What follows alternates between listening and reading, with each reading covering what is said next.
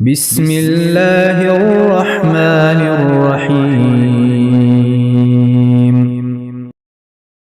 یحییٰ بن ابی کثیر نے بیان کیا، ان سے ابو سلمہ نے اور ان سے ابو ہریرہ رضی اللہ عنہ نے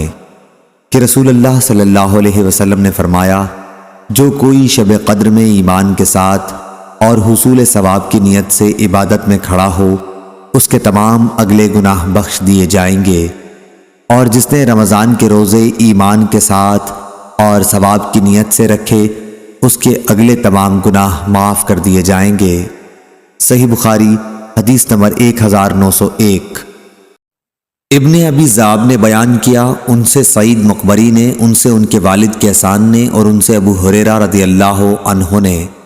کہ رسول کریم صلی اللہ علیہ وسلم نے فرمایا، اگر کوئی شخص جھوٹ بولنا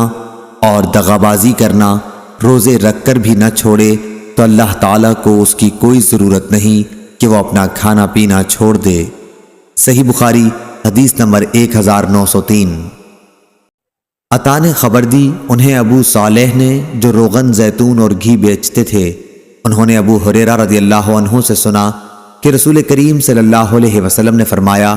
اللہ پاک فرماتا ہے کہ انسان کا ہر نیک عمل خود اسی کے لیے ہے، مگر روزہ کہ وہ خاص میرے لیے ہے